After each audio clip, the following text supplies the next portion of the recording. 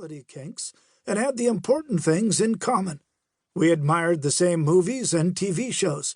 We laughed at the same things. And most important, we liked each other, as only people who have shared hundreds of meals eating from styrofoam containers on their laps can bond.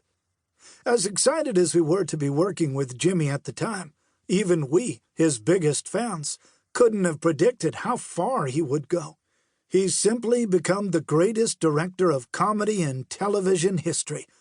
And that's not just the opinion of Jimmy and his wife, though they're the only ones who have it on their bath towels. He's the greatest by any measurement.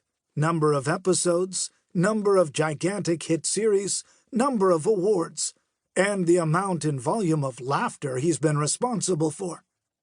And, amazingly, when he's not working on a series, he's doing pilots for new series.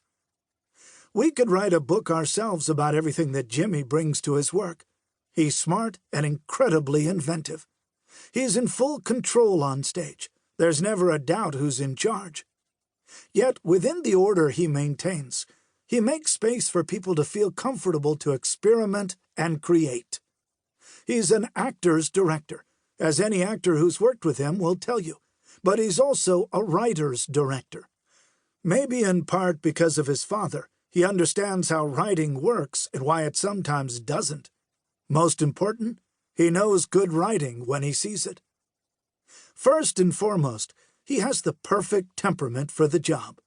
He's particularly well-suited for directing TV, where, as opposed to film and theater, casts and crews can sometimes work together for years, as has been the case for Jimmy several times. The situation requires a special kind of personality, pretty much exactly the one he has. We've never seen him lose his temper, though we have seen him want to. He has no capital E ego.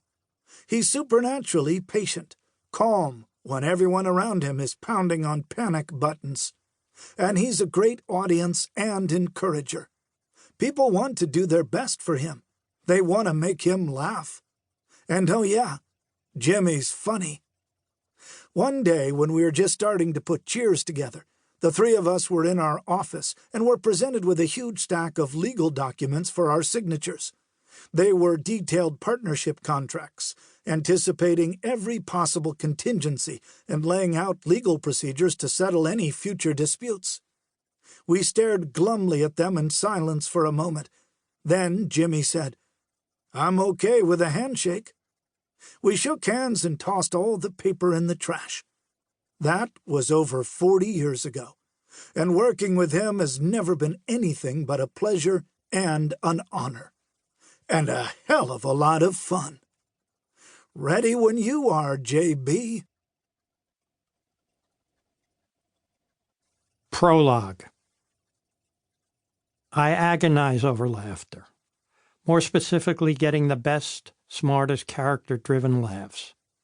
I also wrestle with character. Is the character likable, believable, and sustainable?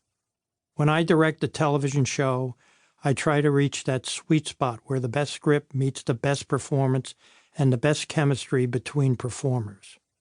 Hitting that exact moment where these factors land in combination results in the sweetest and most enduring laugh. Part of that means figuring out why something isn't working and how to give the actors and writers input, suggestions, and guidance as to how to make it work. The process is like sculpting clay. It must be formed carefully and passionately. Whether working on an entire series, one episode, or just one scene, a director must be thinking about how to develop characters and have them interact with other characters who are also growing. That's what creates good comedy. The sitcom has been a staple in American homes since the 1930s golden age of radio. Over the decades, there have been extremely creative shows that were ahead of their time. Sitcoms are families that we introduce first to the American audiences and then to viewers all over the world. They are the friends and families we choose that helps us connect with our own families. They are often unlikely friendships and always different circumstances at hand. But the shows are invariably about people who